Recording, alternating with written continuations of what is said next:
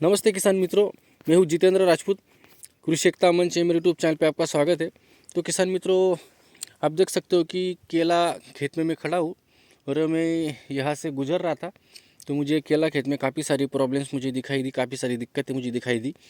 तो आप देख सकते हो कि काफ़ी सारी दिक्कतें यहाँ पे है। पौधे तो छोटे बड़े हैं ही, पर उसी के साथ में पौधों में जो गैपिंग होना चाहिए वो बिल्कुल गैपिंग यहाँ पे अटक चुका है।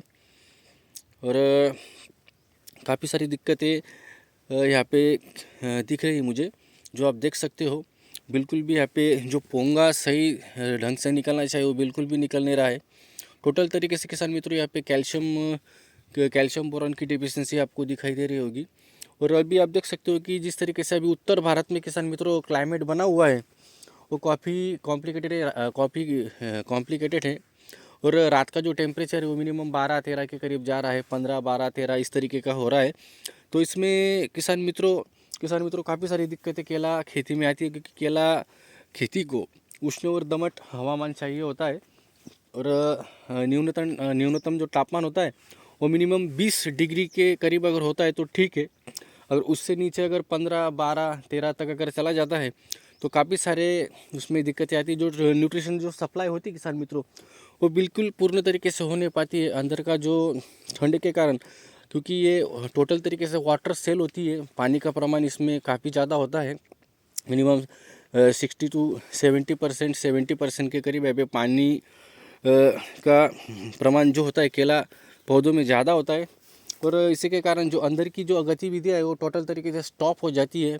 ट्रांसपोर्टेशन बंद हो जाता है ठंड के मौसम में। और जो अंदर की जो पेशियाँ होती है वो बिल्कुल फ्रीज हो जाती है, उनका चलन वलन बिल्कुल बंद हो जाता है। तो इसी के कारण काफ़ी सारी दिक्कतें आपको केला खेती में आती है। जैसे कि आप केला किसान हो तो आपको यह प्रॉब्लम आपके खेतों में दिखाई देगा। तो किसान मित्रों, यह जो प्रॉब्लम है, देखिए आप सभी जगहों पे आप देख सकते हो। ये सामने का जो पौधा है उसमें भी पूरा टोटल तरीके से जो बंची टॉप, काफ़ी सारे किसान बंची टॉप भी बोलते हैं, ऊपर से टोटल तरीके से पौधा अपना जो पोंगा है वो बिल्कुल नया पत्ता भी जो निकलना चाहिए बिल्कुल बड़ा बड़ा नहीं है यहाँ पे।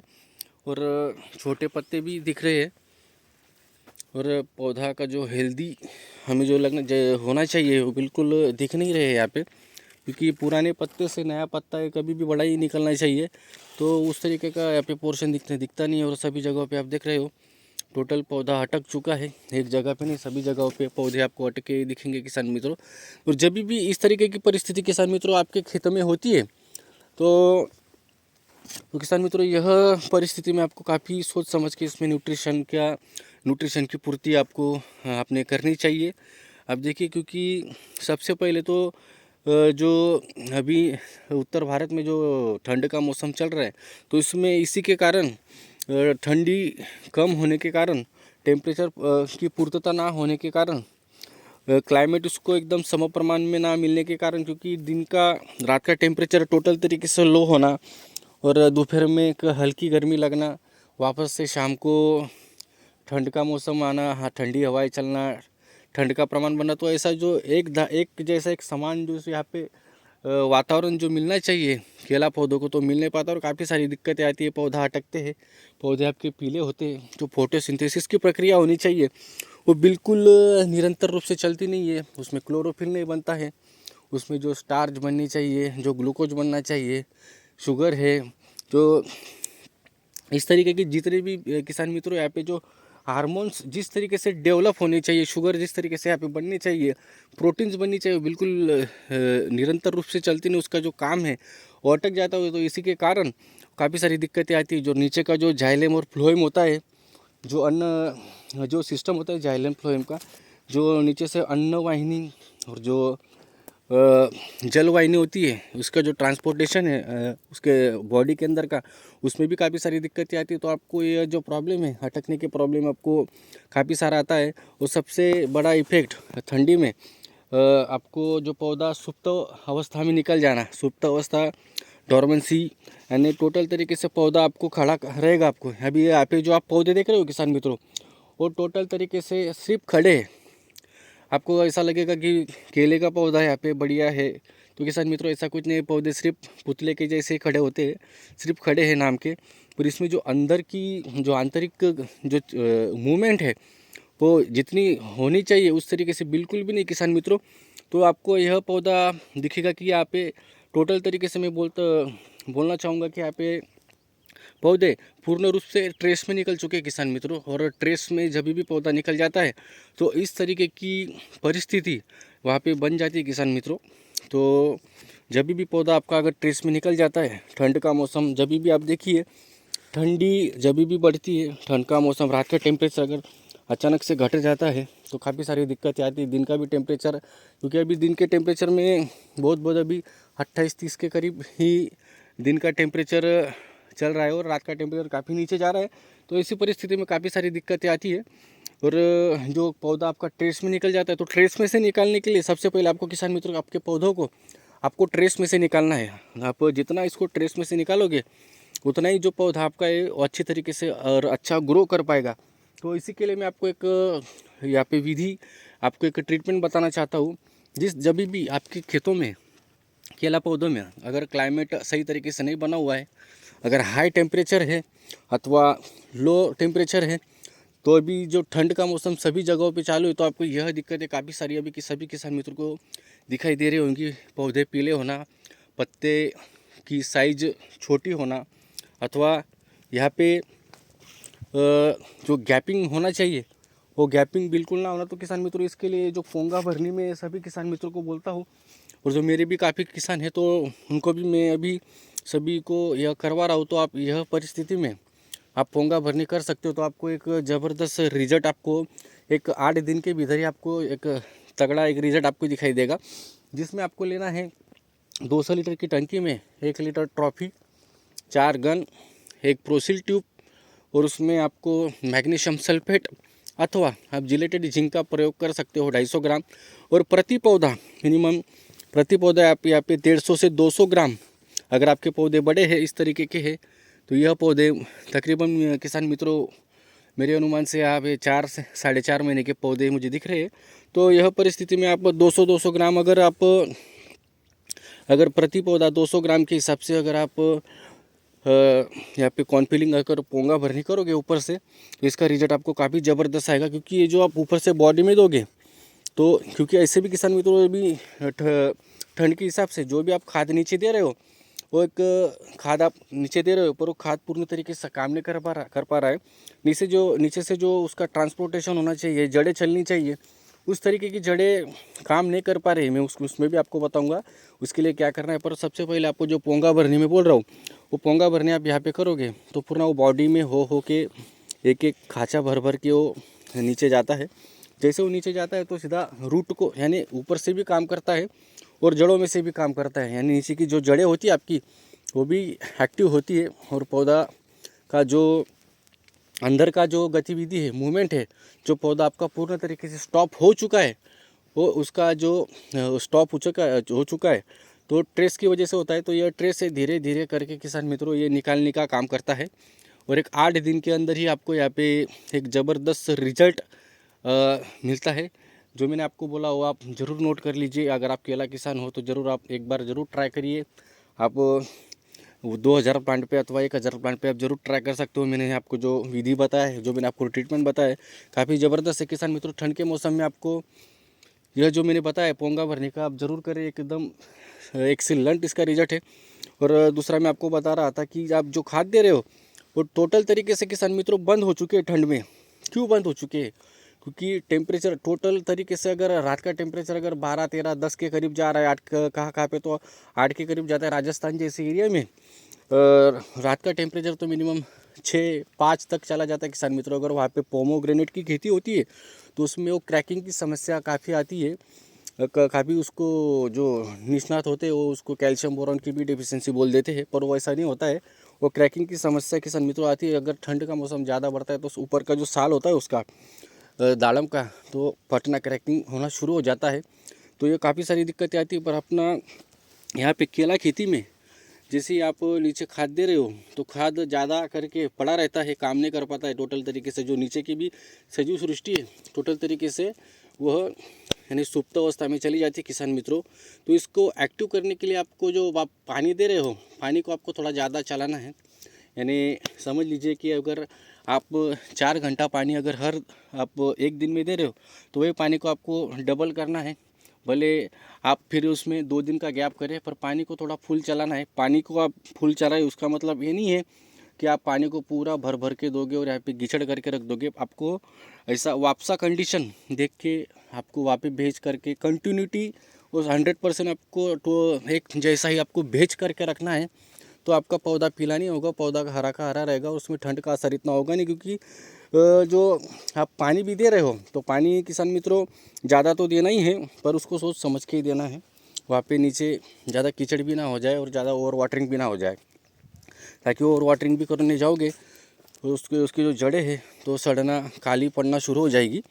तो किसान मित्रों जब भी आप पानी देते हो तो पानी में अगर रात को अगर पानी आप दे रहे हो, कुएँ का पानी अगर जितना आप रात को दोगे तो उतना अच्छा रहेगा। क्योंकि उसमें जो वार्मनेसपना होता है, उसमें गर्मी काफ़ी होती है। तो रात को अगर, क्योंकि रात को ठंड का प्रमाण ज़्यादा होता है, तो अगर उस रात का समय में अगर आप पानी अगर देते हो कुएँ का, तो जड़ों के लिए वो काफ़ी अच्छा रहता है, केले के लिए। तो नीचे जो रहेगा वो एक गर्मी पैदा करेगा, तो उसको ठंड का असर कम होगा और जड़ें भी एक अच्छी तरीके से काम कर पाएगी। अगर जड़ें काम नहीं कर रही है तो इसके लिए मैं आपको बताता हूँ, जिसमें कल्चर में आपको बोल रहा हूँ, मैं आपको बताते रहता हूँ हर एक वीडियो में। कल्चर में आपको NPK का बैक्टीरिया आपको आप ले सकते हो 1000 प्लांट पे 1 लीटर। उसमें आप 100 ग्राम माइकोराइजा आप ले सकते हो। उसमें आप गोमूत्र में भी काफ़ी गर्मी होती है, उसमें नाइट्रोजन का प्रमाण भी होता है, कैल्शियम भी होता है, तो आप गोमूत्र ले सकते हो 1000 प्लांट पे किसान मित्रों 3 लीटर जैसा। उसमें आप बेसन, आप 250 ग्राम बेसन आपको रबड़ी बना के लेना है।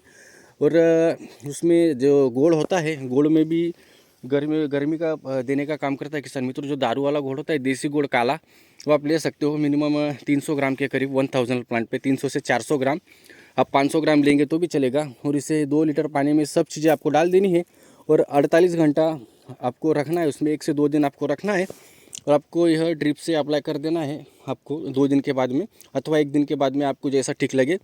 और अथवा आप ड्रिंचिंग करना हो तो उसका ड्रिंचिंग भी आप कर सकते हो 200 से 300 ml जैसा प्रति पौधा। तो किसान मित्रों ये अगर आप देते हो तो उसकी जड़ें जो रहेगी, जो स्टॉप हो चुकी है, जो जड़ें काम नहीं कर पा रही, काली हो चुकी, तो जड़ों का भी विकास अच्छी तरीके से होगा, जर्मिनेशन होगा और वहाँ पे गर्मी भी पैदा करेगा। और कल्चर जो नीचे जो कल्चर है किसान मित्रों, बायोमास भी उसमें अच्छे से बढ़ेगा। और जो नीचे जो जीवात है, सजीव सृष्टि है, वो भी अच्छी तरीके से ग्रो करेगी, एक्टिव होगी।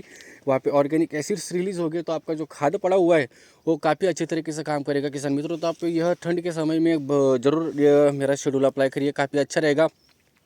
उसी के साथ में किसान मित्रों यह अगर इस तरीके का अगर पौधों में गैपिंग के लिए मैंने आपको तो बताया पोंगा भरनी, उसी के साथ में किसान मित्रों आप ड्रिप से आपको ड्रिंचिंग अगर करना हो तो प्रति बैरल में आप 4 से 5 kg आप कैल्शियम बोरॉन 500 ग्राम और जिलेटेड जिंक 500 ग्राम डाल के आप इसमें प्रति पौधा 200 से 300 ml 200 ml जैसा आप यहाँ पे ड्रिंचिंग कर सकते हो। अगर आप ड्रिंचिंग नहीं कर सकते हो, अगर आपको ड्रिप से अप्लाई करना हो तो ड्रिप में भी आप प्रति 1000 पौधों के हिसाब से 5 kg कैल्शियम, 500 ग्राम बोरॉन, 500 ग्राम जिलेटेड जिंक का आप प्रयोग कर सकते हो। यह देने के बाद में किसान मित्रों जो बोरॉन कैल्शियम की वजह से भी यहाँ पे जो यह पोंगा है अटक जाता है, सही तरीके से निकलता नहीं है। क्योंकि ठंड में काफ़ी सारी दिक्कतें आती है, पौधा का आंतरिक गतिविधि, आंतरिक मूवमेंट बिल्कुल तरीके से बंद हो जाता है। तो कैल्शियम और बोरॉन और जिंक ये ऐसे पोषक तत्व है किसान मित्रों, क्योंकि यह देने से जो अंदर की, क्योंकि कैल्शियम का काम ही होता है कि जो सेल वॉल है इसको मजबूत करना, सेल का डेवलप करना। क्योंकि जितना है, क्योंकि ये सब सेल से बना हुआ है किसान मित्रों, जितना सेल यहाँ पे डेवलप होगा, ग्रो होगा, उतना ही पौधा आपका वाला ग्रो करेगा। उतना ही जो नए पत्तियाँ है, जो यहाँ पे आपका पोंगा है, वो काफ़ी अच्छी तरीके से निकलेंगे और खुल के पत्ते आएंगे। और उसमें जो टेम्परेचर है, ठंड है, तो उसका असर काफ़ी कम हो जाएगा। तो कैल्शियम बोरॉन जिंक अगर आप देते हो तो काफ़ी अच्छा रहेगा। बोरॉन की वजह से क्या होता है, जो अंदर का जो ट्रांसपोर्टेशन है, जो आपने पोटाश ने जिस तरीके से, यानी जो ऊपर से जो जड़ों के हिसाब से जो न्यूट्रिशन ऊपर आया हुआ है पौधों में, और यहाँ पे पत्तों ने जो खाना बनाया हुआ है फोटोसिंथेसिस की प्रक्रिया से, तो किसान मित्रों यह टोटल जो खाना होता है, जो भोजन होता है, तो सभी हिस्सों में ले जाने का काम बोरॉन करता है। तो आपने बोरॉन जरूर लेना चाहिए। जिंक सबसे बढ़िया काम करेगा, प्रोटीन्स बनाने का काम करता है। उस सेल में भी वो डिवीज़न करने का काम करता है किसान मित्रों। जिंक रोग प्रतिकारक शक्ति का भी काम करता है। तो आपको ठंड के मौसम में जिंक, बोरॉन, कैल्शियम एक काफ़ी महत्वपूर्ण काम करती है और महत्वपूर्ण इनका रोल है। और केलों का बहुत प्रिय सबसे ज़्यादा लगने वाला खाद है ये कैल्शियम, बोरॉन, जिंक। अगर जितना आप देते हो तो बहुत काफ़ी तरीके से यह काफ़ी चीज़ों को कंट्रोल करता है, रोगों को कंट्रोल करता है, ह्यूमिनिटी पावर पौधों के अंदर बढ़ाता है। ज़्यादा से ज़्यादा वो पौधों को रोगों से और क्लाइमेट से लड़ाने की उसकी शक्ति है किसान मित्रों। पौधा अपने अंदर ह्यूमिनिटी पावर बढ़ाते रहता है। तो इसीलिए आपको कैल्शियम, बोरॉन, जिंक को अच्छी तरीके से देना है। आपको सल्फर का भी यहाँ पे ज़्यादा से ज़्यादा उपयोग करना है, मैग्नीशियम सल्फेट का भी करना है। अगर समझ लीजिए अगर आप ड्रिंचिंग करते हो अथवा ड्रिप से देते हो तो आपने 5 kg के हिसाब से 1000 प्लांट पे मैग्नीशियम सल्फेट देना है। आप 80% वाला सल्फर आपको अगर देना तो 2 kg आप दे सकते हो। उसी के साथ में आप ट्रॉफी का भी नीचे से जड़ में आपको देना हो तो आप 1.5 लीटर के हिसाब से ट्रॉफी सल्फर के साथ दे सकते हो, अथवा मैग्नीशियम सल्फेट के साथ दे सकते हो। अमोनियम सल्फेट पोटास को भी आपको देना है। पोटास का भी काम होता है रोग प्रतिकारक शक्ति बढ़ाना, क्योंकि पोटास से किसान मित्रों थड़िया पे भी जो स्टेम होता है उस पर भी इफेक्ट होता है। और जो अपन बोलते हैं कि फोटोसिंथेसिस, सनलाइट स्टोर करने का भी काम करता है। तो किसान मित्रों पोटाश, मैग्नीशियम, अमोनियम सल्फेट, यह चीज़ों को अगर अमोनियम सल्फेट में सल्फर की मात्रा होती है और पोटाश, तो किसान मित्रों जो ठंड के हिसाब से जो काफ़ी सारी दिक्कतें इसमें आती है तो सल्फेट और पोटाश देने की काफ़ी आवश्यकता होती है और काफ़ी ज़रूरी भी होता है। तो उसमें आप किसान मित्रों सल्फेट पोटाश में आप जैसे कि मैं ORP9 देता हूँ, सिलिकॉन बेस्ड प्रोडक्ट है, वो काफ़ी ज़बरदस्त प्रोडक्ट है पाउडर फॉर्म में। तो उसका रोल काफ़ी ज़बरदस्त है। ठंड के मौसम में वो ठंड का असर बिल्कुल होने नहीं देता। तो उसमें आप 10 kg 8 kg का डोल आता है। 8 kg आप ammonium sulphate, 10 kg potash 10 kilo के हिसाब से आप 1000 प्लांट पे अप्लाई कर सकते हो। और अगर आप बेसल डोज कर रहे हो किसान मित्रों, बेसल डोज में भी आपको 1000 प्लांट पे अगर आप समझ लीजिए कि आप फर्स्ट अथवा सेकंड थर्ड आप बेसल डोज कर रहे हो तो उसमें सल्फर अमोनियम सल्फेट का यह समय पे आप प्रयोग करें, जिसमें कि जैसे कि आप 12, 32, 16, 1000 प्लांट पे 50 kg ammonium sulphate, 50 kg potash, 50 kg ओरा पावर, 25 kg सल्फर आपको दानेदार में ले रहे हो अथवा आप 90% सल्फर ले रहे हो तो उसमें आपको WDG फॉर्म में जो आता है वो आप 5 kg यहाँ पे ले सकते हो। माइक्रोन्यूटन 10 kg आप ले सकते हो। 10 kg आपको लेना है और यह सब चीज़ों को मिक्स करके आपको उसमें यहाँ पे बेसल डोज दोनों साइड पे आपको कर देना है। तो काफ़ी ज़बरदस्त रिजल्ट आता है और ठंड का असर इसमें बिल्कुल कम होता है, क्योंकि जितना आप बेसल डोज सही तरीके से करोगे, यह जो मैंने आपको 17 पोषक तत्वों का जो बेसल डोज मैंने बोला है, ये अगर करते हो तो पौधों के अंदर में अपनी एक इम्यूनिटी पावर बढ़ती है। एक अंदर से जो बेसल डोज जिस तरीके से आप कर रहे हो तो अंदर जो मूड में जो ठंड होनी चाहिए ठंड होती है। मूड आपके जो जड़ें होती है वो काफ़ी एक्टिव होती है, उसमें गर्मी आने के कारण वो ठंड का असर नहीं हो पाता है। और सही तरीके से जो अंदर चलना जो ग्लूकोज, फ्रुक्टोज, सुक्रोज जितना भी ये पौधों के अंदर बनने वाली जो शुगर है किसान मित्रों अच्छी तरीके से बनती है तो पौधा आपका अच्छा ग्रो करता है, गांठ उसकी अच्छे से भरती है, तो प्रोडक्शन पे इसका सीधा असर होता है किसान मित्रों। तो आप इस तरीके का बेसल डोज आप ज़रूर कर सकते हो, तो आपके लिए काफ़ी ये अच्छा रहेगा और उत्पादन के लिए भी काफ़ी अच्छा रहेगा। तो किसान मित्रों आज का जो टॉपिक था इतना ही है कि आपको ठंड में यह इस तरीके का अगर प्रॉब्लम आपको दिखाई दे रहा है तो आप सही तरीके से आप ड्रिप से अथवा शेड्यूल पोंगा भरनी है, आपने जिस तरीके से आपको बताया, कल्चर बताया, आपको वाटर सोलुबल जिस तरीके से आपको ड्रिप से क्या देना है, आपको बेसल डोज में कैसे देना है। तो किसान मित्रों एक बात और बताना चाहता हूँ, आप सल्फ्यूरिक एसिड का भी उपयोग कर सकते हो, पर सल्फ्यूरिक एसिड का उपयोग आपको बहुत सोच समझ के करना है, काफ़ी हार्ड होता है, नीचे जो भी बैक्टीरिया है उनको काफ़ी वो नुकसान पहुंचाता है। इसके लिए आपको 1000 प्लांट पे 250 ml से लेके तो 500 ml तक ही उसका यूज़ करना है। उसके साथ में आप सल्फेट हो, पोटाश हो अथवा सिंगल भी आपको देना हो तो चलेगा, आपको 24 जीरो के साथ में भी आप उसको दे सकते हो, चलेगा। ज़्यादा मात्रा में नहीं देना है आपको, 500 ml तक बहुत हो गया। अगर ज़्यादा आपको ठंड का प्रमाण ज़्यादा लग रहा है तो दे सकते हो। और उसी के साथ में किसान मित्रों आप फॉस्फरिक एसिड को भी दे सकते हो, काफ़ी बढ़िया रिजल्ट आता है, मैं तो देता ही हूँ मेरे किसानों को। उसे यानी जैसे कि वो लिक्विड फॉर्म में होता है, रेडी टू फीड है, जैसे दिया आपने वैसे पौधा ले लेता है। और काफ़ी ऑर्थोफॉस्फरिक जो मैं देता हूँ मेरा आता है हाँ मेरे कंपनी का खुद आता है। तो किसान मित्रों फॉस्फोरिक एसिड ग्रैंड प्लस करके, और काफ़ी ज़बरदस्त रिजल्ट उसका है, काफ़ी किसानों ने यूज़ किया हुआ है और काफ़ी ज़बरदस्त रिजल्ट लिया हुआ है। ठड़िया का भी इम्प्रूवमेंट काफ़ी अच्छे से होता है। तो किसान मित्रों अगर आपको उसमें 24-24-0 अथवा 052-34 आपको देना हो तो आप 052-34 1000 पाइल पे 3 kg और फॉस्फोरिक एसिड 3 लीटर मिक्स करके साथ में आप यूरिया 5 kg ले सकते हो। एकदम ज़बरदस्त रिजल्ट आपको आता है। ठड़िया का साइज भी आपका काफ़ी इम्प्रूवमेंट होता है और जैसे आपने दिया वैसे काम करना वो शुरू कर देता है। और ठंड में तो काफ़ी अच्छा रहता है। फॉस्फोरिक एसिड आपने ज़रूर देना चाहिए। तो किसान मित्रों आज का टॉपिक इतना ही था कि इस तरीके का अगर प्रॉब्लम आपको दिख रहा है तो आपने किस तरीके से उसमें काम करना चाहिए, किस तरीके का आपने नियोजन करना चाहिए। ये तो वही मैंने आपको बताया किसान मित्रों। क्योंकि क्या है, जितना इसमें जाइम्स जो इंजाइम्स होते हैं किसान मित्रों पौधों में, जिस तरीके से आप खाद दे रहे हो, जिस तरीके से आप बेसल डोज कर रहे हो, तो पौधों में इंजाइम्स जितने क्रिएट होंगे उतना ही पौधा आपका एक हेल्दी होता है। तो किसान मित्रों आपने यह बात को ज़रूर ध्यान रखना चाहिए। वीडियो काफ़ी बड़ा हुआ है और यह वीडियो को आप जितना अंत तक देखोगे उतना ही किसान मित्रों आपको बहुत कुछ जानने को मिलेगा। अगर आपको कुछ पूछना हो तो मुझे ज़रूर पूछ सकते हो। मेरे डिस्क्रिप्शन में मेरा नाम नंबर होता ही है। तो मिलते हैं किसान मित्रों नेक्स्ट वीडियो में। तब तक के लिए धन्यवाद। और किसी को कुछ पूछना हो तो मुझे ज़रूर कॉल कर सकते हैं। तो मिलते हैं किसान मित्रों नेक्स्ट वीडियो में। नमस्ते।